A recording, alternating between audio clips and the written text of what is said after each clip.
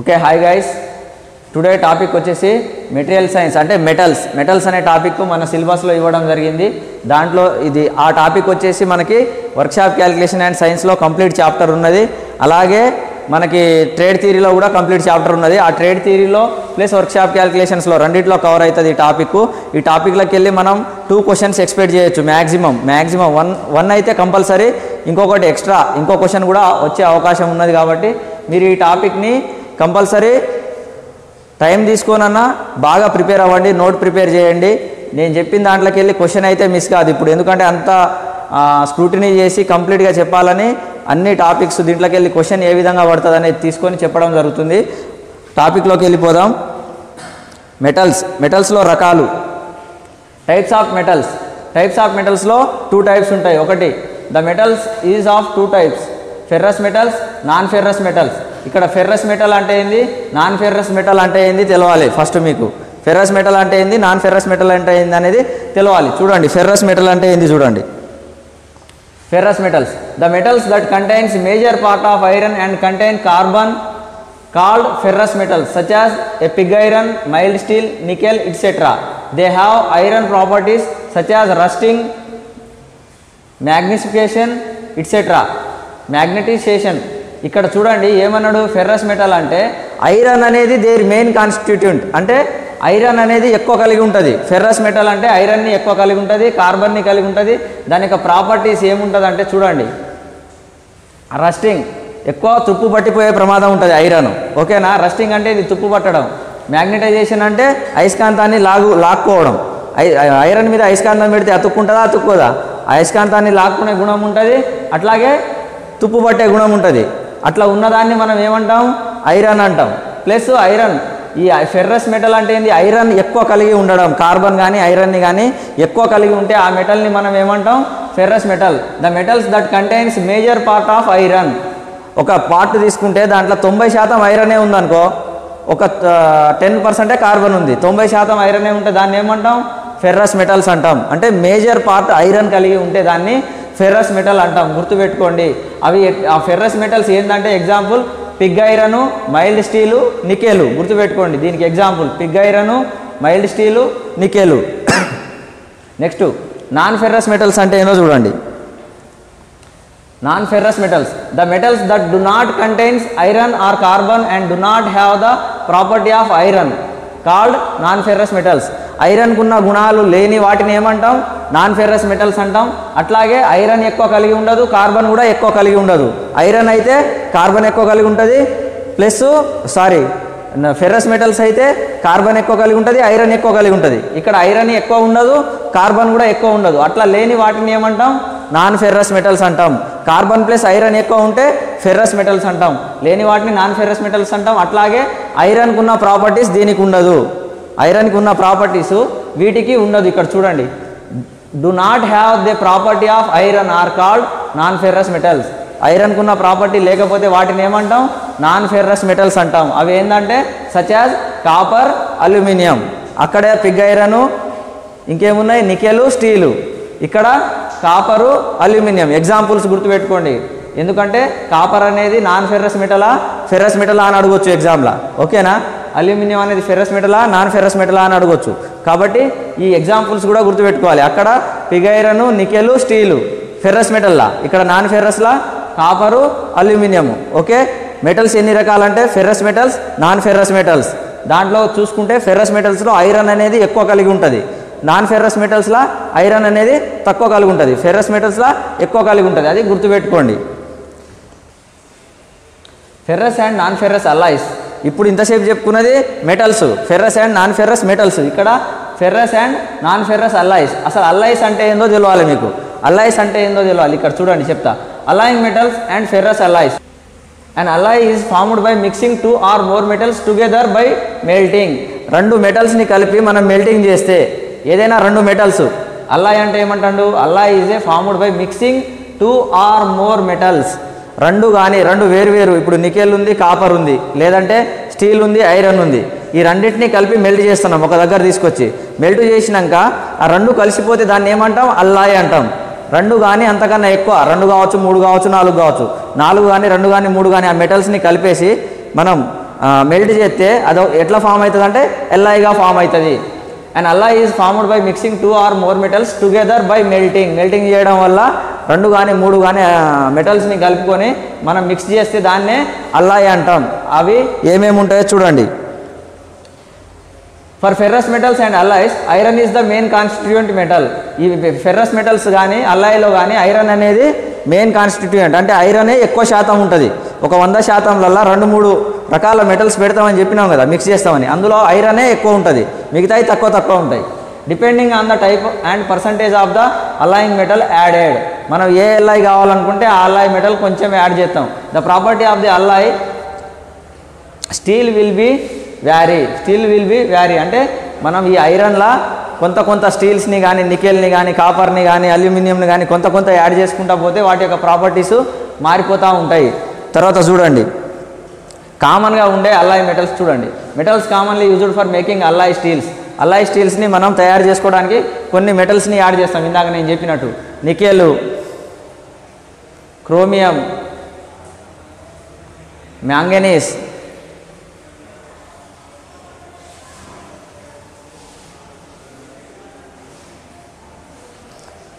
Silicon, tungsten, vanadium, cobalt, మాలిబ్డినియం,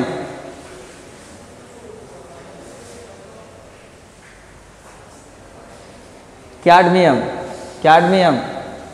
ఇవి ఏంటంటే మనం అల్లాయింగ్ ఎలిమెంట్స్ని తయారు చేసుకోవడానికి ఐరన్కి కానీ స్టీల్కి కానీ మనం యాడ్ చేసేటి. అర్థమవుతుందా? అల్లాయింగ్ అంటే 2 లేదా అంతకంటే ఎక్కువ డిఫరెంట్ మెటల్స్ని మిక్స్ చేస్తే వచ్చేది అల్లాయ్. అట్లా మిక్స్ చేయడానికి మనకి ఇప్పుడు మనం ఏవైతే చెప్పుకున్నామో మెటల్స్, ఆ మెటల్స్ని ఐరన్కి యాడ్ చేస్తామన్నట్టు. ఓకేనా? అర్థం చేసుకోండి. తర్వాత వచ్చేసి మనం నెక్స్ట్ టాపిక్ వెళ్ళిపోదాం. మెటల్స్కు ఉండే ఫిజికల్ ప్రాపర్టీస్ ఎట్లుంటాయంటే దాన్ని ఫిజికల్గా ఒక మెటల్ని చూసినప్పుడు ఎట్లుంటుంది, దాని ఒక కలర్ ఉంటుంది. కొన్నేమో బ్లాక్ కలర్లో ఉంటాయి ఐరన్స్, కొన్నేమో వైట్ కలర్లో ఉంటాయి. డిఫరెంట్ కలర్స్లో ఉంటాయి కదా ఐరన్స్. అన్నీ ఒకటే కలర్లో ఉండవు ఐరన్ రాడ్స్. కొన్ని అల్యూమినియం రాడ్స్ ఉంటాయి, స్టీల్ రాడ్స్ ఉంటాయి, కొన్ని క్యాస్ట్ ఐరన్ రాడ్స్ ఉంటాయి. అవన్నీ డిఫరెంట్ కలర్స్లో ఉంటాయి. అట్లా ఫిజికల్ ప్రాపర్టీస్ ఆఫ్ మెటల్ అంటే కలర్, దాని యొక్క colour, weight and specific gravity, దాని వెయిట్ ఎంత ఉంది, తర్వాత స్ట్రక్చరు, దాని యొక్క స్ట్రక్చర్ ఎట్లుంది, తర్వాత కండక్టివిటీ, దాని గుండా కరెంట్ పాస్ అవుతుందా పాస్ కాదా అనేది కండక్టివిటీ. పైపులు ఉంటే దాని గుండా వాటర్ పాస్ అవుతుందా పాస్ కాదా అనేది కండక్టివిటీ. తర్వాత మ్యాగ్నెటిక్ ప్రాపర్టీ అంటే అయస్కాంతాన్ని అంటిపెట్టుకుంటుందా పెట్టుకోదా. అన్ని ఐరన్స్ అంటిపెట్టుకో, కొన్నే పెట్టుకుంటాయి. అట్లా దాని మ్యాగ్నెటిక్ ప్రాపర్టీ. ఫిజబిలిటీ అంటే అదేమన్నా కరుగుతుందా హీట్ చేస్తే, దాన్ని ఫిజబిలిటీ అంటాం. ఇవేంటి ఫిజికల్గా మనం చూసి చెప్పగలిగేటి ఫిజికల్ ప్రాపర్టీస్. ఇప్పుడు నెక్స్ట్ మనం మెకానికల్ ప్రాపర్టీలోకి వెళ్దాం. మెకానికల్ ప్రాపర్టీస్ ఏముంటాయి అవి చూడండి. అలా కరెక్ట్గా లేవు ఆ పీడిఎఫ్లో, మెకానికల్ ప్రాపర్టీస్ కరెక్ట్గా లేవు కాబట్టి నేను వేరే డిప్లొమా బుక్ తీసుకొని అందులో నుంచి చెప్తున్నా. స్ట్రెంగ్త్ అంటే ఏంది? Ability to resist the loads without failure. ఇవేంటి మెకానికల్ ప్రాపర్టీస్. ఒక ఐరన్కి కానీ ఒక మెటల్కి కానీ ఉండవలసిన మెకానికల్ ప్రాపర్టీస్. ఆ mechanical properties very important. Strength అంటే ఏంది? Ability to resist loads without failure. అంటే లోడ్ పడ్డదనుకో ఒక మెటల్ మీద, మెటల్ ఫెయిల్ కాకుండానే ఆ లోడ్ని రెసిస్ట్ చేస్తుంది, దాన్ని స్ట్రెంగ్త్ అంటాం. ఇప్పుడు ఫర్ ఎగ్జాంపుల్ ఒక లావున్న వ్యక్తి ఉంటాడు, బక్కగున్న వ్యక్తి ఉంటాడు. లావున్న వ్యక్తి మీద కొంత బరువు వేసినాం అనుకో తట్టుకోగలుగుతాడు. బక్కగున్న వ్యక్తి తట్టుకోగలుగుతాడా? తట్టుకోలేడు. అట్లా స్ట్రెంగ్త్ అనేది ఏం చేస్తుంది అంటే దాని మీద కొంత లోడ్ వేసినా కూడా దాన్ని రెసిస్ట్ చేస్తుంది. రెసిస్ట్ అంటే తట్టుకుంటుంది. దాన్ని తట్టుకొని ఎట్లా ఫెయిల్ కాకుండా, ఒక మెటల్ ఈ టేబుల్ ఉన్నది, టేబుల్ మీద ఒక లోడ్ వేసినా కూడా టేబుల్ బ్రేక్ కాలే అంటే అర్థమైంది స్ట్రెంగ్త్ ఎక్కువ ఉన్నదని అర్థం. స్ట్రెంగ్త్ తక్కువ ఉన్నది బ్రేక్ అయిపోయింది. స్ట్రెంగ్త్ అంటే అర్థమైంది ability to resist the loads without failure. ఒక మెటల్ ఫెయిల్ కాకుండా ఆ లోడ్ని రెసిస్ట్ చేసింది అనుకో, అంటే తట్టుకొని నిలబడ్డది అనుకో, దాన్ని ఏమంటాం? స్ట్రెంగ్త్ అంటాం. గుర్తుపెట్టుకోండి. స్టిఫ్నెస్ అంటే ఏంది? Ability to resist deformation or deflection. ఇక్కడ చూడండి, ఇక్కడ కూడా ability to resist the deformation and deflection. Deformation and deflection అంటే ఏంటంటే ఒక లోడ్ వేసినాం, ఒక మెటల్ మీదనో ఏదో ఒక దాని మీద ఒక లోడ్ వేసినాం. లోడ్ వేసినప్పుడు అది ఏమవుతుంది? ఇట్లా సాగడం కానీ డిఫ్లెక్ట్ అవ్వడం కానీ అటు ఇటు ఇట్లా అవ్వడం కానీ కొంచెం దాన్ని డిఫార్మ్ అవ్వడం. డిఫార్మ్ అంటే పెరగడం అంతే. ఒక రబ్బర్ ఉంటుంది చూడు, ఇప్పుడు ఎరేజర్ ఉంటుంది, దాని మీద ప్రెజర్ పెట్టి లోడ్ పెడితే ఏమవుతుంది? కొంచెం అటు ఇటు సాగుతుంది కదా ఎరేజర్, ఇట్లా గట్టిగా వచ్చితే. అదే నువ్వు ఐరన్ ముక్క తీసుకొని ఇట్లా అంటే సాగుతుందా? సాగదు. అట్లానే ఐరన్స్లల్లో కూడా కొన్ని లోడ్ పడంగానే సాగేటివి ఉంటాయి ఐరన్స్. అట్లా సాగకుండా చూసుకునేది స్టిఫ్నెస్. ఒక మెటల్కి స్టిఫ్నెస్ అనేది ఎక్కువ ఉన్నదనుకో అది సాగదు, లోడ్ పడ్డా కూడా సాగదు. మనకు కొన్ని కండిషన్స్లో ఇట్లాంటి మెటల్స్ కావాలి కాబట్టి దాని యొక్క స్టిఫ్నెస్ ఎంత ఉందో చూసుకొని ఆ మెటల్ని అక్కడ వాడతాం అన్నట్టు. లోడ్ పడ్డా కూడా అది డిఫామ్ కాకూడదు, ఓకేనా? డిఫామ్ కాకూడదు, డిఫ్లెక్ట్ కాకూడదు, పక్కకు జరిగిపోవడం కానీ సాగడం కానీ అట్లాంటివి జరగకపోవడాన్ని ఏమంటాం? స్టిఫ్నెస్ అంటాం. స్టిఫ్నెస్ అనే ప్రాపర్టీ ఏంటంటే do not deform under load, ability to resist the deformation or deflection. Deflection కానీ డిఫార్మేషన్ కాకుండా రెసిస్ట్ చేస్తుంది ఏది? స్టిఫ్నెస్. తర్వాత elasticity, ability to regain it's deformation. Elasticity అంటే ఏంది? ఇప్పుడు మనం రబ్బర్ పెట్టినాం, అక్కడ రబ్బర్ పెట్టినప్పుడు ఎక్కడైనా ఒక రబ్బర్ ఉందనుకో, రబ్బర్ని ఇట్లా లాగుతాం, లాగి వదిలేసినాక మళ్ళీ ఏమవుతుంది? అది యాస్టిస్ ఒరిజినల్ పొజిషన్కి వస్తుందా రాదా? రబ్బర్ని ఇట్లా లాగినావబ్బా, లాగితే సాగింది, సాగిన తర్వాత వదిలేసినావు అంటే వదిలేసినాక మళ్ళీ దాని యొక్క ఒరిజినల్ పొజిషన్కి వచ్చేసిందా లేదా? వచ్చేసింది కదా. ఒరిజినల్ పొజిషన్కి రావడంనే ఎలాస్టిసిటీ ప్రాపర్టీ అంటాం.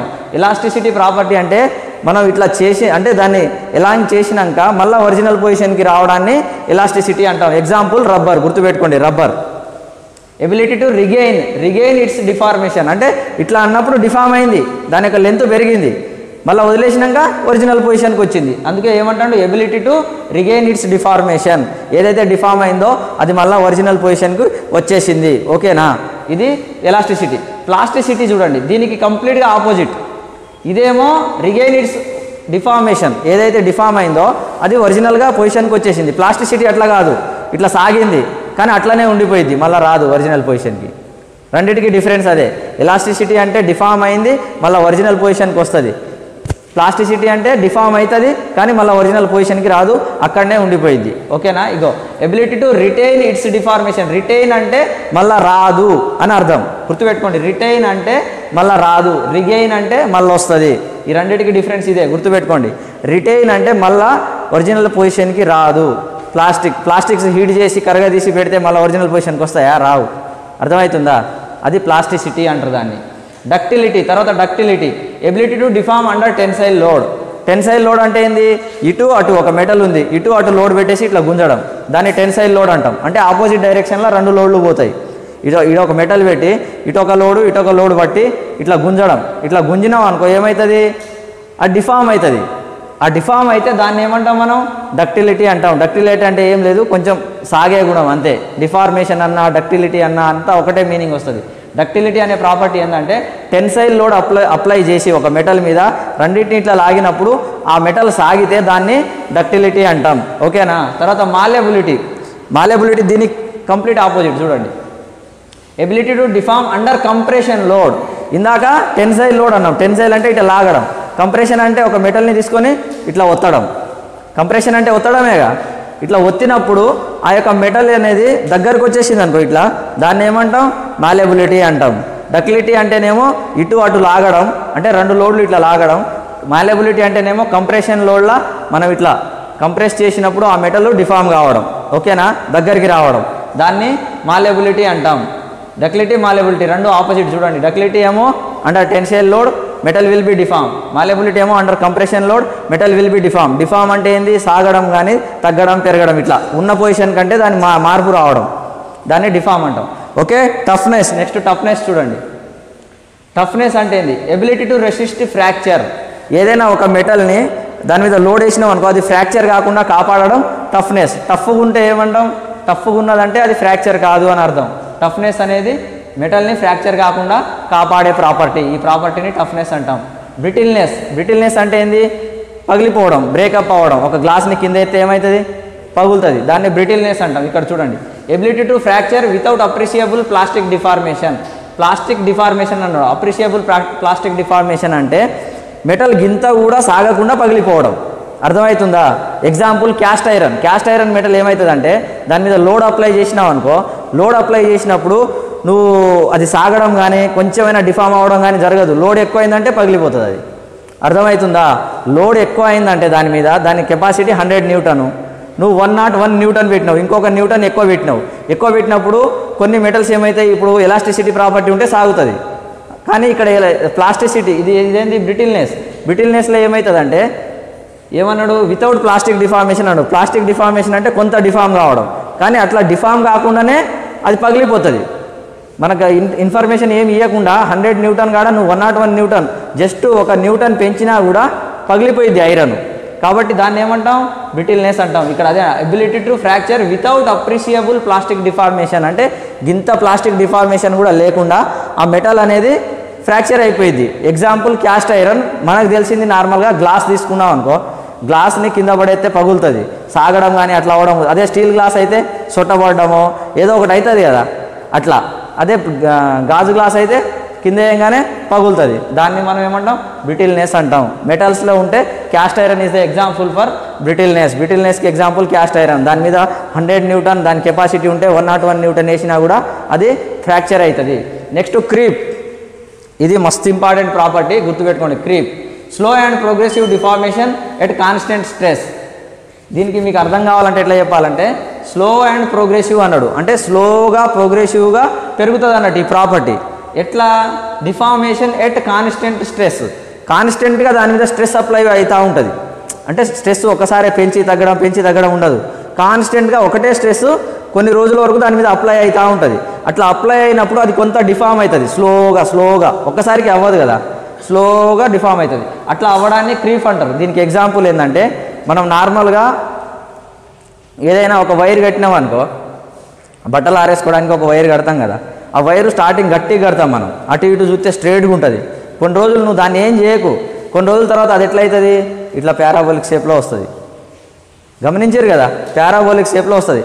అట్లా రావడం, దాని మీద నువ్వు ఏం అప్లై చేయట్లేదు, కానీ కాన్స్టెంట్గా దాని మీద స్ట్రెస్ అనేది పడుతూ ఉంటుంది. ఎందుకంటే అటు ఇటు మనం కట్టినాక అదేమవుతుంది, ఆటోమేటిక్గా దాని మీద స్ట్రెస్ అనేది అప్లై అయ్యి, అట్మాస్ఫియరిక్ స్ట్రెస్సే, మనం ఏం అప్లై చేయం, అట్మాస్ఫియరిక్ ద్వారానే ఆటోమేటిక్గా స్ట్రెస్ అప్లై అయ్యి ఒక 20 రోజులకో 30 రోజులుగా చూస్తే అది స్ట్రైట్గా కట్టింది కాస్త ఆటోమేటిక్గా ఇట్లా ఈ షేప్లో వచ్చేస్తుంది. అదే క్రీప్. ఓకేనా. క్రీప్ అంటే ఏంది, స్లో అండ్ ప్రోగ్రెసివ్ డిఫార్మేషన్. అంటే స్లోగా ప్రోగ్రెసివ్గా డిఫార్మ్ అవుతుంది అది ఎట్ కాన్స్టెంట్ స్ట్రెస్ అనేది మనం ఏం ఎక్కువ తక్కువ అప్లై చేయం, కాన్స్టెంట్గా దాని మీద ఉన్న పడే స్ట్రెస్తోనే అది ఆటోమేటిక్గా పారాబోలిక్ షేప్లో వస్తుంది. ఎగ్జాంపుల్ అదే వైర్ లాంటిది, ఏదైనా వైర్ కానీ రాడ్ కానీ ఆటోమేటిక్గా కొన్ని రోజుల తర్వాత ఇట్లా బెండ్ కావడాన్ని మనం ఏమంటాం, క్రీప్ అంటాం. ఓకే. ఫ్యాటిగ్, ఇది వెరీ వెరీ ఇంపార్టెంట్. ఇంకా ఫ్యాటిగ్, ఈ ఫ్యాటిగ్ అనేది ఎగ్జామ్లలో అడిగే అవకాశం ఉంటుంది, కాంపిటేటివ్ ఎగ్జామ్లో బాగా అడుగుతారు. ఇది failure due to repeated or reversal stresses. దీనికి ఎగ్జాంపుల్ ఏంటంటే, failure due to repeated or reversal stresses అన్నాడు. అంటే స్ట్రెస్ నంబర్ ఆఫ్ టైమ్స్ పడుతూ ఉంటుంది. ఇట్లా ఒక మెటల్ తీసుకుంటే ఇది మిషన్స్లో ఎక్కువ వస్తుంది. ఫర్ ఎగ్జాంపుల్ ఐసీ ఇంజన్ ఉంది, ఐసీ ఇంజన్లా ఇంటర్నల్ కంబషన్ ఇంజన్లా piston, connecting rod, crankshaft 3 assembly connect అయి ఉంటాయి. కనెక్ట్ అయి ఉన్నప్పుడు పవర్ స్ట్రోక్ వచ్చినప్పుడల్లా దీనికి స్ట్రెస్ పడుతుందా పడదా, కనెక్టింగ్ రాడ్ మీద, పిస్టన్ మీద, క్రాంక్ షాఫ్ట్ మీద, అన్నిటి మీద పడుతుంది కదా. అట్లా నంబర్ ఆఫ్ టైమ్స్ అదే స్ట్రెస్ పడుతూ ఉంటుంది. ఎక్కువ తక్కువ అవుతుంది లిటిల్ బిట్, కానీ స్ట్రెస్ అనేది నంబర్ ఆఫ్ సైకిల్స్లో నంబర్ ఆఫ్ టైమ్స్ పడుతూ ఉంటుంది. అట్లా నంబర్ ఆఫ్ టైమ్స్ స్ట్రెస్కి గురై మెటీరియల్ ఫెయిల్ అయిందనుకో, దాన్ని ఫ్యాటిగ్ అంటాం. రివర్సల్ స్ట్రెస్సెస్ లేదా రివర్సల్ సైక్లిక్ లోడ్స్ అనే పదం వాడతారు. అట్లా నంబర్ ఆఫ్ టైమ్స్ స్ట్రెస్ పడడం వల్ల ఏదైనా మెటల్ ఫెయిల్ అయింది అంటే దాన్ని ఏమంటాం, ఫ్యాటిగ్ అంటాం. ఆ ప్రాపర్టీని నంబర్ ఆఫ్ టైమ్స్ స్ట్రెస్కి గురై ఒక మెటల్ ఫెయిల్ అయితే దాన్ని ఏమంటాం, ఫ్యాటిగ్ అంటాం. రిపీటెడ్గా స్ట్రెస్ పడతా ఉన్నదనుకో సేమ్ నంబర్ ఆఫ్ టైమ్స్లో, దాన్ని ఏమంటాం, ఫ్యాటిగ్ అంటాం. గుర్తుపెట్టుకోండి. ఇంకొకటి ఏంటంటే, ఏదైనా టూల్ తీసుకున్నారనుకో, లేత్ మిషన్ ఉంది, టూల్ తీసుకున్నారు, ఆ టూలు మనం ప్లేనింగ్ కానీ, టర్నింగ్ కానీ, కట్టింగ్ ఏదో ఒక ఆపరేషన్ చేస్తాం. ఆపరేషన్ చేసినప్పుడు ఆటోమేటిక్గా ఏమవుతుంది, ఆ టూలు మనం ఇట్లా తీసుకెళ్ళేటప్పుడు నంబర్ ఆఫ్ టైమ్స్ స్ట్రెస్ పడుతూ ఉంటుంది కదా దాని మీద. అట్లా నంబర్ ఆఫ్ టైమ్స్ స్ట్రెస్ పడి ఆ టూల్ అనేది బ్రేక్ అవ్వడం జరిగిందనుకో, అప్పుడు అట్లా బ్రేక్ అవ్వడాన్ని రివర్సల్ లోడ్ పడడం వల్ల బ్రేక్ అవ్వడాన్ని ఏమంటాం, ఫ్యాటిగ్ అంటాం. గుర్తుపెట్టుకోండి. Mechanical properties very very important. ఎన్నైనాయి 1 by 1 చూడండి.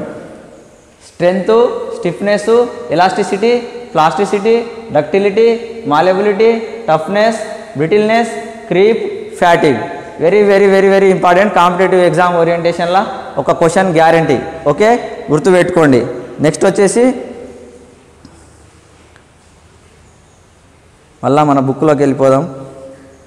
మెకానికల్ ప్రాపర్టీస్ అయిపోయిన తర్వాత మనకి introduction of iron and cast iron.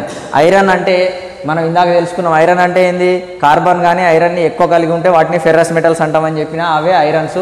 ఈ క్యాస్ట్ ఐరన్ ఐరన్ ఈ రెండు కూడా ఫెర్రస్ మెటల్స్ కిందికే వస్తాయి. చూడండి ferrous metals. Metals which contains iron as a major constant are called ferrous metals. Ferrous metals are different properties are used for various purposes. ఈ ferrous మెటల్స్లో కూడా different ప్రాపర్టీస్ని కలిగి ఉంటాయి. ఎందుకంటే డిఫరెంట్ పర్పస్ దగ్గర మనం ఐరన్స్ని వాడతాం. అన్నిటి దగ్గర సేమ్ ఐరన్ని వాడలేం. Depends on situation, depends on అక్కడ నెసెసిటీని బట్టి, అవసరాన్ని బట్టి మనం వేరియస్ ఐరన్స్ని వాడతాం. వేరియస్ ప్రాపర్టీస్ని కలిగి ఉన్న ఐరన్స్ని వాడతాం. ఇక్కడ చూడండి introduction of iron and cast iron used commonly. ఇక్కడ చూడండి ఎక్కడెక్కడ మనం ఎన్ని రకాల ఐరన్స్ ఉంటాయి చూడండి.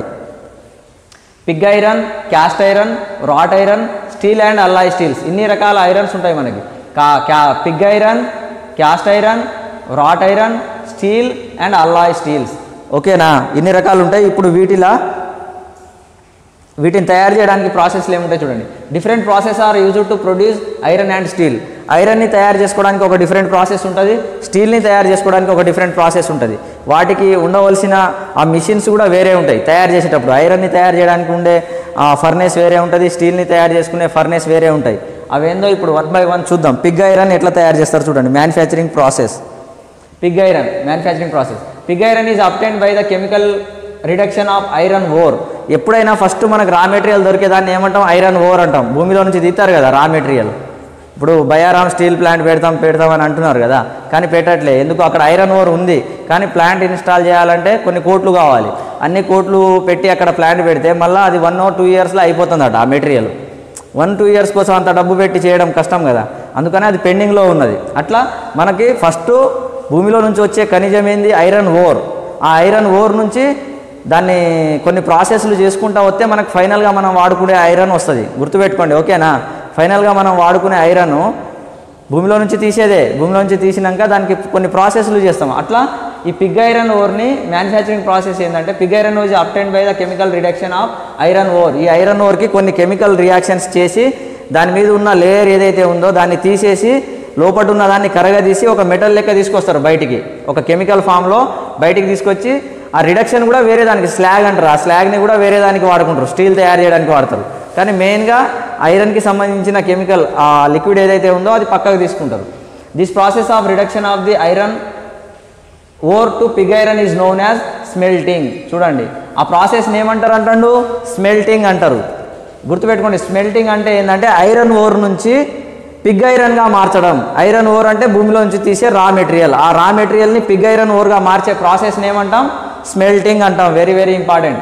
తర్వాత the main raw materials required for production pig iron.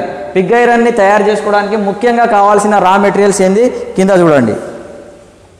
Iron ore, coke, flux. ఈ ఐరన్ ఓర్ అంటేనేమో భూమిలోకి వెళ్ళి తీసేది. ఈ కోక్ అంటే ఏంది, ఫ్లక్స్ అంటే ఏంది, కింద చూద్దాం. Iron ore the chief iron ores used for. Iron ఓర్లో ఎన్ని రకాలు ఉంటాయంటే, మ్యాగ్నెటైట్ భూమిలో నుంచి తీసేటివి ఉంటాయి. ఐరన్ ఓర్ అంటే ఏంది, భూమిలోకి వెళ్ళి తీసేది. దాంట్లో కూడా టైప్స్ ఉంటాయి, ఒక్కొక్క రాయికి ఒక్కొక్క పేరు. మ్యాగ్నెటైట్ అనే ఐరన్ ఓర్ ఉంటుంది, హెమటైట్ అనేది ఉంటుంది, లిమోనైట్ అనేది ఉంటుంది, కార్బోనైట్ అంటే ఈ 4 రకాలు భూమిలో దొరుకుతాయి మనకి. ఓకేనా, ఈ 4 రకాల ఐరన్ ఓర్లు భూమిలోకి వెళ్ళి దొరుకుతాయి. ఒక్కొక్క దానికి ఒక్కొక్క పేరు ఇచ్చుకున్నాం అన్నట్టు. రాయి లెక్కనే ఉంటాయి అవి. ఓకేనా, వీటికి పేర్లు ఇవి. భూమిలో దొరికే ఐరన్ ఓర్స్ ఏంటంటే మ్యాగ్నెటైట్, హెమటైట్, లిమోనైట్, కార్బోనైట్. ఈ పేర్లు గుర్తుపెట్టుకోండి. These iron ores contain iron in different proportions and are naturally available. భూమిలోకి వెళ్ళి తీసినాం కాబట్టి న్యాచురల్గా వస్తుంది. ఇక్కడ ఏమన్నాడు, డిఫరెంట్ ప్రపోర్షన్స్ అంటే ఒక్కొక్క ఐరన్ ఓర్కి ఒక్కొక్క కెపాసిటీ ఉంటుంది. ఓకేనా, కొన్నిట్లో ఎక్కువ ఐరన్ ఉండొచ్చు, కొన్నిట్లో తక్కువ ఐరన్ ఉండొచ్చు. అట్లా. నెక్స్ట్ కోక్ అంటే ఏందో చూడండి. Coke is the fuel used to give the necessary heat to the carry on the reducing action. The carbon from the coke in the form of carbon monoxide combines with their iron ore to reduce it to iron. ఏం లేదు, coke అంటే మనం ఏదైతే iron ore తీసుకున్నామో ఆ iron ఓర్ని melt చేయడానికి వాడే హీట్ కోసం వాడేది కోక్ అంటే ఏం లేదు, ఇక్కడ చూడండి, necessary heat to carry on the reducing action. అంటే మనం హీట్ని సప్లై చేయడానికి మాత్రమే ఈ కోక్ అనే దాన్ని వాడతాము. మనం ఐరన్ ఓర్ని తీసుకొని హీట్ చేసి అల్లకెళ్ళి ఐరన్ని బయటికి తీసేటప్పుడు ఈ కోక్ని ఎందుకు వాడతామంటే హీట్ సప్లై చేయడానికి. కోక్ని యూజ్ చేస్తే అక్కడ హీట్ వస్తుంది. అంటే కోక్ అంటే నథింగ్ బట్ మనకి బొగ్గు లాంటిది. ఓకేనా? హీట్ని సప్లై చేయడానికి ఈ కోక్ని వాడతాం. తర్వాత flux. This is the mineral substance charged into A blast furnace to lower the melting point of the ore and it is combines with the non-metallic portion of the ore to form a molten slag. ఈ flux ఎందుకు అని అంటే ఇక్కడ ఏమంటాడు, substance charged into ఏ blast furnace. Blast ఫర్నేస్లా melting పాయింట్ని తగ్గించుకోవడానికి. Melting point అంటే ఏంది, మనం ఒక ఐరన్ని తీసుకొని హీట్ చేసేటప్పుడు తక్కువ టెంపరేచర్ దగ్గర అది మెల్ట్ కావాలి. లోవర్, ఇక్కడ ఏమన్నాడు, లోవర్ ద మెల్టింగ్ పాయింట్ అన్నాడు. మెల్టింగ్ పాయింట్ని తగ్గించడానికి మనం ఈ మినరల్ సబ్స్టెన్స్ ఈ ఫ్లక్స్ని బ్లాస్ట్ ఫర్నేస్లో యాడ్ చేస్తాం. బ్లాస్ట్ ఫర్నేస్ అనేది క్యాస్ట్ ఐరన్ని తయారు చేసుకునే ఒక ఫర్నేస్, పెద్దగా ఉంటుంది అది. ఇండస్ట్రీ, స్టీల్ ఇండస్ట్రీలలో పోతే కనబడుతుంది మీకు. ఆ బ్లాస్ట్ ఫర్నేస్లో మనం మెటల్ని ఏం చేస్తాడు, దాని యొక్క మెల్టింగ్ పాయింట్ని తగ్గించుకోవాలి. మెల్టింగ్ పాయింట్ అంటే ఏంది, టెంపరేచర్. ఆ టెంపరేచర్ని తక్కువ టెంపరేచర్ దగ్గరనే మెల్ట్ అయ్యేటట్టు చేసుకోవాలి. తక్కువ టెంపరేచర్ దగ్గరనే మెల్ట్ కావాలంటే ఫ్లక్స్ని యాడ్ చేయాలి. ఓకేనా? ఆ మెల్టింగ్ పాయింట్ని లోవర్ చేసుకోవడానికి ఈ ఫ్లక్స్ని వాడతాము. నెక్స్ట్ వచ్చేసి ఇక్కడ ఇంకోటి, lime stone is the most commonly used flux in the blast furnace. Lime stone అనేది గుర్తుపెట్టుకోండి. లైమ్ స్టోన్ అనేది మనకి మోస్ట్ కామన్ ఎలిమెంట్. ఫ్లక్స్ లెక్క దేన్ని వాడతామంటే లైమ్ స్టోన్ని వాడతాము. దేంట్లో, బ్లాస్ట్ ఫర్నేస్లో. బ్లాస్ట్ ఫర్నేస్ అనేది క్యాస్ట్ ఐరన్ని తయారు చేసుకునే ఒక ఇండస్ట్రీ లాంటిది, ఒక ఫర్నేస్ లాంటిది. ఆ ఫర్నేస్ని దాంట్లో మనం ఏం వాడతాం ఎక్కువ అంటే లైమ్ స్టోన్ అనే ఫ్లక్స్ని వాడతాము మెల్టింగ్ పాయింట్ని తగ్గించుకోవడానికి.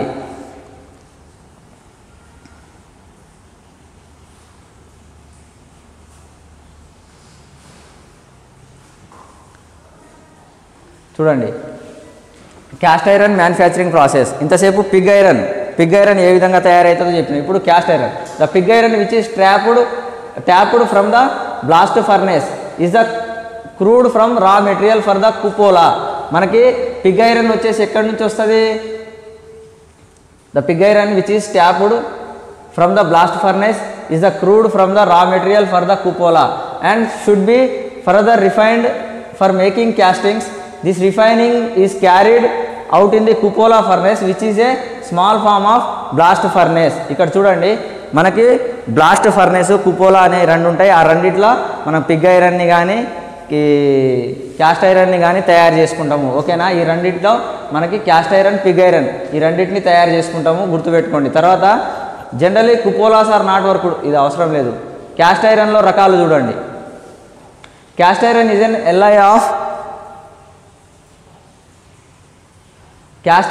alloy of iron, carbon and silicon. The carbon content ranges from 2 to 4%. Caste ఐరన్లో carbon శాతం ఎంత ఉంటుంది అనే క్వశ్చన్ అడగవచ్చు. 2 నుంచి 4% ఉంటుంది, 2 to 4%. టైప్స్ ఆఫ్ క్యాస్ట్ ఐరన్లో grey cast iron, white cast iron, malleable cast iron, nodular cast iron. ఈ పేర్లు గుర్తుపెట్టుకోండి అంతే. తర్వాత టైప్స్ ఆఫ్ స్టీల్స్లో ఎన్ని రకాలు ఉన్నాయి చూడండి. ప్లెయిన్ స్టీలు, అలాయ్ స్టీలు, 2 రకాల స్టీల్స్ ఉన్నాయి.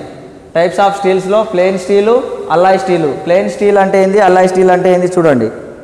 ప్లెయిన్ స్టీల్లో మళ్ళీ 3 రకాలు ఉన్నాయి.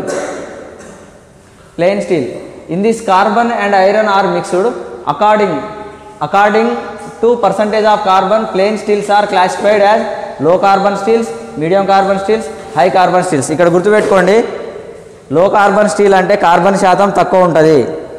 మీడియం కార్బన్ స్టీల్ అంటే కార్బన్ శాతం మీడియం ఉంటుంది. హై కార్బన్ స్టీల్ అంటే కార్బన్ శాతం హై ఉంటుంది. దేంట్లో, స్టీల్స్లలో. పేరులోనే ఉంది. లో కార్బన్ స్టీల్స్ మీన్స్ కార్బన్ అనేది కార్బన్ శాతం ఏదైతే ఉందో ఆ స్టీల్లో తక్కువ ఉంటుంది. మీడియం కార్బన్ స్టీల్ అంటే ఆ లో కంటే కొంచెం ఎక్కువ ఉంటుంది, హై కంటే తక్కువ ఉంటుంది. దాన్ని ఏమంటాం మనం, మీడియం అంటాం. ఈ స్టీల్స్లో కార్బన్ మీడియం ఉంటుంది. తర్వాత ఇది హై కార్బన్ స్టీల్ అంటే దీంట్లో కార్బన్ ఎక్కువ ఉంటుంది. ఇక్కడ మీరు గమనించాల్సింది ఏంటంటే ఈ కార్బన్ శాతం పెరిగే కొద్దీ ఆ స్టీల్ అనేది హార్డ్ అవుతూ ఉంటుంది, అంటే దాని యొక్క స్ట్రెంత్ పెరుగుతుంది. అర్థమవుతుందా? కార్బన్ తక్కువ ఉంటే స్ట్రెంత్ తక్కువ ఉంటుంది, కార్బన్ శాతం పెరిగితే దాని యొక్క స్ట్రెంత్ పెరుగుతుంది. ఇక్కడ ఎంత శాతం, దీంట్లో ఎంత శాతం ఉండాలి, దీంట్లో ఎంత శాతం ఉండాలి, దీంట్లో ఎంత శాతం ఉండాలనేది కింద చూడండి, అది ఇంపార్టెంట్. లో కార్బన్ స్టీల్లో ఎంత ఉండాలి, 0.15 to 0.25%. వెరీ వెరీ ఇంపార్టెంట్, ఇది నోట్ చేసుకోవాలి. గుర్తుపెట్టుకోవాలి 0.15% టు 0.25%. మీడియం కార్బన్ స్టీల్స్లా 0.25 టు 0.5% కార్బన్ ఉంటుంది. అక్కడ 0.15 టు 0.25, ఇక్కడ 0.25 టు 0.5% కార్బన్.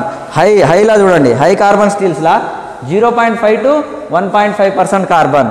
అక్కడ ఫస్ట్ దాంట్లో 0.15 టు 0.25 లో కార్బన్లా. మీడియం కార్బన్లా 0.25 టు 0.5, ఇక్కడ 0.5 టు 1.5% కార్బన్. అంటే కార్బన్ శాతం పెరుగుకుంటూ వస్తుంది. Low carbon, medium carbon, high carbon. ఇది గుర్తుపెట్టుకోండి. Properties of stainless steel. స్టీల్కి ఉండవలసిన ప్రాపర్టీస్ చూడండి. Properties of stainless steel: higher corrosion resistance. Steels ఎక్కువ కరోజియన్ కావు. కరోజియన్ అంటే తుప్పు పట్టవు. ఓకేనా? ఐరన్ పట్టినట్టు స్టీల్ తుప్పు పట్టదు. తర్వాత హయ్యర్ క్రిజనోసిక్ టఫ్నెస్, అంటే స్టీల్కి టఫ్నెస్ కూడా ఉంటుంది మంచిగానే. హయ్యర్ వర్క్ హార్డనింగ్ రేట్, ఏదైనా హార్డ్గా ఏదైనా దాని మీద చేసినా కూడా తట్టుకోగలదు. Higher work hardening rate. Higher hard strength, ఏదైనా హీట్ని కూడా తట్టుకొని ఉండగలుగుతుంది, ఎక్కువ హీట్ని కూడా తట్టుకోగలదు. Higher ductility. Higher ductility means ఎంతైనా సాగుతుంది స్టీలు, ఐరన్ అంత సాగదు. తర్వాత higher strength and hardness. Hardness strength కూడా ఎక్కువే ఉంటుంది. More attractive appearance. స్టీల్ చూడడానికి అపియరెన్స్ ఉంటుంది, నీట్గానే ఉంటుంది ఐరన్ కంటే పోలిస్తే. తర్వాత లోవర్ మెయింటెనెన్స్. దీనికి మెయింటెనెన్స్ ఎక్కువ అవసరం లేదు, ఐరన్కి బాగా మెయింటెనెన్స్ ఉండాలి. ఓకే, ఇవి properties of stainless steel. Stainless స్టీల్కి దానికి ఉండవలసిన గుణాలు, ధర్మాలు, ప్రాపర్టీస్ అంటాం వీటిని ఇంగ్లీష్లో. ఓకేనా? నెక్స్ట్ వచ్చేసి ఓకే, ఈ టేబుల్స్ చాలా వెరీ వెరీ ఇంపార్టెంట్. చూడండి, difference between iron and steel. ఐరన్కి స్టీల్కి తేడా ఏంది, ఆ తేడా ఏందో ఇక్కడ చూడండి. బేసిక్ డిస్టింక్షన్స్ అంటే ఫార్మేషన్ ఉంది. ఐరన్ స్టీల్ ఏ విధంగా ఫార్మేషన్ అవుతుంది చూడండి. ఫార్మేషన్: ఐరన్ అనేది ప్యూర్ సబ్స్టెన్స్, స్టీల్ అనేది made up of iron and carbon. Iron plus carbon కలిస్తే స్టీల్ తయారవుతుంది, ఇది ప్యూర్ సబ్స్టెన్స్. టైప్స్ చూడండి. ఐరన్లో ఎన్ని టైప్స్ ఉన్నాయి? Cast iron, wrought iron, iron and steel. ఇక్కడ చూడండి, స్టీల్లో carbon steel and alloy steel రెండు, ప్లస్ ఈ అల్లాయ్ స్టీల్స్లో low carbon steel, high carbon steel. ఈ కార్బన్ స్టీల్స్లో low carbon steel, high carbon steel, medium carbon steel, మూడు చెప్పుకున్నాం కదా అవన్నీ. తర్వాత రస్టింగ్. ఏది ఎక్కువ రస్ట్ అవుతుంది, ఐరన్నా స్టీలా? చూడండి, rusting: quickly gets oxidized and result in rust. ఇది తొందరగా రస్ట్ అవుతుంది, అంటే తుప్పు పడుతుంది. ఇది have different elements that protect from the rusting. ఇది అంతా రస్ట్ కాదు, ఎందుకంటే దీంట్లో మనం క్రోమియం, నికెల్, వెనిడియం అవన్నీ యాడ్ చేస్తాం స్టీల్లో, కాబట్టి అది ఈజీగా రస్ట్ కాదు. ఇది ఐరన్ అనేది రస్ట్ అవుతుంది. తర్వాత సర్ఫేస్. రెండింటి యొక్క సర్ఫేస్ ఏ విధంగా ఉంటుంది చూడండి. Surface: it surface is rusty. దీని సర్ఫేస్ రస్ట్గానే ఉంటుంది, మనం చేయి పెట్టినా కూడా గరుకులుగా. ఇట్ సర్ఫేస్ స్టేస్ షైనీ, అంటే స్టీల్ అనేది మెరుస్తూ ఉంటుంది కదా, మనకు చూడంగానే స్టీల్ మెరుస్తుంది, ఐరన్ మెరవదు కదా, అది షైనీగా ఉంటుంది. ఇది యూసేజ్: ఎక్కడ వాడతారు దీన్ని used in buildings, tools and automobiles. ఆటోమొబైల్స్లో కానీ బిల్డింగ్ కట్టే దగ్గర రాడ్లు వాడతారు కదా, టూల్స్ తయారు చేయడానికి కానీ వాడేది ఐరన్. దీన్ని ఎక్కడ వాడతారు? స్టీల్ని. యూజ్డ్ ఇన్ బిల్డింగ్స్, కార్స్లలో కూడా వాడతారు కదా, రైల్వేస్ అండ్ ఆటోమొబైల్స్. చూడండి, used in buildings, cars, railways and automobiles. ఇవి వచ్చేసి బిల్డింగ్స్, టూల్స్, ఆటోమొబైల్స్. స్టీల్నే మనం కొన్ని ఎక్కువ ప్లేస్లలో వాడతాం. దీన్ని మేజర్గా ఎక్కడైతే మనకు స్ట్రెంత్ కావాలో అక్కడనే ఐరన్స్ని వాడతాం. Next existence: available in nature. ఇది హ్యాస్ టు బి ఫార్మ్డ్. ఇది నేచర్లో దొరుకుతుంది మనకి. ఐరన్ తీసి ఐరన్ ఓర్ చేస్తాము, ఇదేమో మనం ఫామ్ చేస్తాం. స్టీల్ని మనం తయారు చేసుకుంటాం. ఐరన్ అనేది డైరెక్ట్ నేచర్లోనే దొరుకుతుంది, దాన్ని మనం జస్ట్ ఐరన్ ఓర్ని తీసేస్తే ఐరన్ వచ్చేస్తుంది. స్టీల్ని కొన్ని ఎలిమెంట్స్ని కలుపుకుంటే మనం స్టీల్ని తయారు చేసుకోగలుగుతాం. ఓకేనా? తర్వాత comparison of the properties of cast iron and mild steel. Composition, strength, ఇవన్నీ ఈ ప్రాపర్టీస్ దీంట్లో ఎట్లుంటాయి, దీంట్లో ఎట్లుంటాయి. ఓకే, చూడండి. కాంపోజిషన్స్: ఫ్రమ్ కాస్ట్ ఐరన్లో 2 నుంచి 4.5% వరకు కార్బన్ ఉంటుంది. స్టీల్లో 0.1 టు 0.25 మైల్డ్ స్టీల్లో ఉంటుంది. తర్వాత స్టీల్లో 0.5 టు 1.7% ఉంటుంది. చూసుకోండి, ఇందులో కార్బన్ 2 నుంచి 4.5% ఉంటుంది. ఇందులో కార్బన్ 0.1 టు 0.25% ఉంటుంది మైల్డ్ స్టీల్లో. స్టీల్లో వచ్చేసి 0.5 టు 1.5% ఉంటుంది. స్ట్రెంత్ చూడండి, ఇలా హై స్ట్రెంత్ ఉంటుంది. ఇక్కడ మైల్డ్ స్టీల్లో మోడరేట్ ఉంటుంది, స్టీల్లో హై ఉంటుంది. ఎందుకంటే కార్బన్ శాతం పెరిగితే స్ట్రెంత్ పెరుగుతుంది, ఇందాక చెప్పినా కదా. తర్వాత మాలెబిలిటీ దీంట్లో తక్కువ ఉంటుంది, పూర్, దీంట్లో హై. మాలెబిలిటీ అనేది స్టీల్స్లో ఎక్కువ ఉంటుంది, క్యాస్ట్ ఐరన్లో తక్కువ. డక్టిలిటీ కూడా దీంట్లో తక్కువ ఉంటుంది, ఈ రెండిట్లో హై ఉంటుంది. తర్వాత హార్డ్నెస్ అనేది moderately hard and can be harden by heating to hardening temperatures and quenching. ఇది హీట్ ట్రీట్మెంట్ ప్రాసెస్ ద్వారా హార్డ్గా మారుతుంది. ఇక్కడ మైల్డ్, నార్మల్, ఇక్కడ హార్డ్, ఇక్కడ కూడా హార్డ్నెస్ బాగానే ఉంటుంది. తర్వాత టఫ్నెస్ ప్రాసెస్ పూర్ టఫ్నెస్, ఇక్కడ టఫ్నెస్ ఎక్కువ ఉండదు, ఇక్కడ వెరీ టఫ్, చాలా టఫ్గా ఉంటుంది. ఇక్కడ టఫ్నెస్ మారుతూ ఉంటుంది. తర్వాత బ్రిటిల్నెస్, క్యాస్ట్ ఐరన్ అనేది బ్రిటిల్గా ఉంటుంది, ఇది మ్యాలెబుల్గా ఉంటుంది. మ్యాలెబుల్ ఇందాక అందుకనే ప్రాపర్టీస్ చెప్పిన. మ్యాలెబుల్ అంటే ఏంది, మనం నార్మల్గా కంప్రెసివ్ లోడ్లో డిఫామ్ అవుతుంది అట్లా. ఇది మాలెబుల్గా ఉంటుంది, ఇది కూడా మాలెబుల్గా ఉంటుంది. తర్వాత forgeability, cannot be forged, forge చేయలేం, దాని పైనుంచి కొడితే అదేం చేంజ్ కాదు. ఇక్కడ కెన్ బి చేంజ్డ్ అంటే ఫోర్జ్డ్, కెన్ బి ఫోర్జ్డ్. ఇక్కడ ఫోర్జ్ చేయొచ్చు స్టీల్ని, ఇక్కడ ఐరన్ని ఫోర్జ్ చేయలేం. Weldability, cannot be welded with difficulty, ఇక్కడ వెల్డబిలిటీ అనేది లేదు, వెల్డింగ్ చేయలేం. ఇక్కడ very easy, can be welded. తర్వాత casting, can be easily casting కూడా చేయొచ్చు. ఐరన్ని can be cast but not easily high, స్టీల్ని క్యాస్ట్ చేయొచ్చు బట్ ఎక్కువ చేయలేము. ఇక్కడ కెన్ బి క్యాస్ట్, ఇది మైల్డ్ స్టీల్ని చేయలేము, నార్మల్ స్టీల్ని చేయొచ్చు. తర్వాత ఎలాస్టిసిటీ, క్యాస్ట్ ఐరన్లో ఎలాస్టిసిటీ ఉండదు, అది సాగే గుణాన్ని కలిగి ఉండదు. బట్ మైల్డ్ స్టీల్ కానీ సాగే గుణాన్ని కలిగి ఉంటుంది. ఒకవేళ మనం దాని మీద ఇట్లా పట్టుకొని 2 లోడ్లు అప్లై చేసి గుంజితే సాగుతుంది, దాన్ని ఎలాస్టిసిటీ అంటాం. మళ్ళీ వదిలేస్తే సేమ్ పొజిషన్కి వచ్చే ఛాన్స్ ఉన్నది. ఇది ప్రాపర్టీస్ చేంజ్ అయింది. ఇది ఇంపార్టెంట్, ఇది ఒక్కటి ఇంపార్టెంట్, వెరీ వెరీ ఇంపార్టెంట్. చూడండి, స్టీల్ ప్లాంట్స్ ఇన్ ఇండియాలో ఉన్న స్టీల్ ప్లాంట్స్ ఏ సిటీస్లో ఉన్నాయి చూడండి, వెరీ వెరీ ఇంపార్టెంట్. ఏ స్టేట్స్లో ఉన్నాయి, నేమ్ ఆఫ్ ది ప్లాంట్, దాని యొక్క స్టేటు. బయట ఎక్కడైనా అడగొచ్చు, ఇంటర్వ్యూలో పోతే అడుగుతారు ఇవి. టాటా ఐరన్ ప్లాంట్ అనేది ఎక్కడుంది, బీహార్లో ఉంది. ఇండియన్ ఐరన్ స్టీల్ ఎక్కడుంది, వెస్ట్ బెంగాల్లో ఉంది. విశ్వేశ్వరయ్య ఐరన్ స్టీల్ ఎక్కడుంది, కర్ణాటకలో ఉంది. భిలాయ్ స్టీల్ ప్లాంట్ ఎక్కడుంది, ఛత్తీస్గఢ్లో ఉంది. దుర్గాపూర్ స్టీల్ ప్లాంట్ ఎక్కడుంది, వెస్ట్ బెంగాల్లో ఉంది. తర్వాత అల్లాయ్ స్టీల్ ప్లాంట్ ఎక్కడుంది, దుర్గాపూర్, వెస్ట్ బెంగాల్లో 2 ఉన్నాయి చూడండి. Durgapur steel plant west Bengal, alloy steel plant Durgapur west Bengal. అంటే ఈ 2 ఒకటే ప్లాంట్లు, కాకపోతే అల్లాయ్ స్టీల్ ప్లాంట్ అని ఇంకోటి ఇచ్చిండు. Okay, West Bengal. Bokaro steel plant ఎక్కడుంది, బీహార్లో ఉంది. బీహార్లో కూడా 2 ఉన్నాయి చూడండి, Tata iron plus Bokaro steel plant, Bihar. Rourkela steel plant ఎక్కడుంది, ఒరిస్సా. సాలెం స్టీల్ ప్లాంట్ ఎక్కడుంది, తమిళనాడు. సాలెం పేరు గుర్తుపెట్టుకోండి, సేలం అంటారు కదా, Tamil Nadu. Salem steel plant Tamil Nadu. Visakhapatnam steel plant ఎక్కడుంది, ఆంధ్రప్రదేశ్. ఎందుకంటే ఇది మన స్టేట్లు కాబట్టి మనకు తెలుసు, తెలుగు స్టేట్ కాబట్టి ఇది విశాఖపట్నం అనగానే ఆంధ్రప్రదేశ్. ఇవి గుర్తుపెట్టుకోండి, ఏదైనా అడిగే అవకాశం ఉంది. ఏ స్టీల్ ప్లాంట్ ఎక్కడ ఉందనే క్వశ్చన్ అడిగే అవకాశం ఉంది. Ferrous metals, non ferrous metals. Ferrous metals అంటే ఏంది, నాన్ ఫెర్రస్ మెటల్స్ అంటే ఏంది మనం చెప్పుకున్నాం. ఇప్పుడు ఈ రెండింటికి డిఫరెన్స్ ఏందని చూడండి. Iron content is more, ferrous మెటల్లో ఐరన్ ఎక్కువ ఉంటుంది. ఐరన్ కంటెంట్ ఈజ్ మిస్సింగ్, ఇక్కడ ఐరన్ కంటెంట్ అనేది ఉండదు, తక్కువ ఉంటుంది. తర్వాత the melting point is high, ferrous metal యొక్క మెల్టింగ్ పాయింట్ హై, ఎందుకంటే ఐరన్ ఎక్కువ ఉంటుంది కాబట్టి దాన్ని మెల్ట్ చేయాలంటే టెంపరేచర్ కూడా ఎక్కువ ఉండాలి. ఇక్కడ the melting point is low, melting point తక్కువ, తక్కువ టెంపరేచర్లో కూడా అది మెల్ట్ అవుతుంది. This is of brown and black colour, brown కానీ బ్లాక్ కలర్లో ఉంటుంది ferrous metals. This is of different colours, ఇది నాన్ ఫెర్రస్ రకరకాల కలర్స్లో ఉంటుంది. దిస్ క్యాచెస్ రస్ట్, ఇదేమవుతుంది, తుప్పు పడుతూ ఉంటుంది. ఇది this does not catches rust, ఇది తుప్పు పట్టదు. ఏది, non ferrous metals. This can be magnetised, ఇది ఐరన్ అంటే అయస్కాంతత్వాన్ని కలిగి ఉంటుంది. ఇది దిస్ కాంట్ బి మ్యాగ్నెటైజ్డ్, ఇది అయస్కాంతత్వాన్ని కలిగి ఉండదు. అంటే అయస్కాంతం తెచ్చిపెడితే అతుక్కోదు, ఇది మాత్రం అతుక్కుంటుంది, లాగేసుకుంటుంది. తర్వాత this is brittle in cold state, this is becomes brittle in hot state.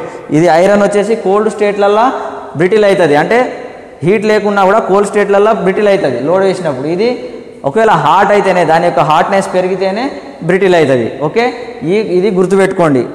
ఇక్కడతోని మనకు కంప్లీట్గా మెటల్స్ అనే చాప్టర్ అయిపోయింది. దీన్ని బాగా అవసరమైతే రివిజన్గా మళ్ళీ వీడియో చూడండి, నోట్స్ ప్రిపేర్ చేసుకోండి. ఇందులోకి వెళ్ళి ఒక 2 క్వశ్చన్స్ మీకు కంపల్సరీ ఏ కాంపిటేటివ్ ఎగ్జామ్ రాసినా కూడా మీకు ఎగ్జామ్లో వచ్చే అవకాశం ఉన్నది. ఇంత డెప్త్గా నాకు తెలిసి ఎవరు చెప్పరు ఈ టాపిక్ మెటల్స్ మీద. ఓకేనా, బాయ్.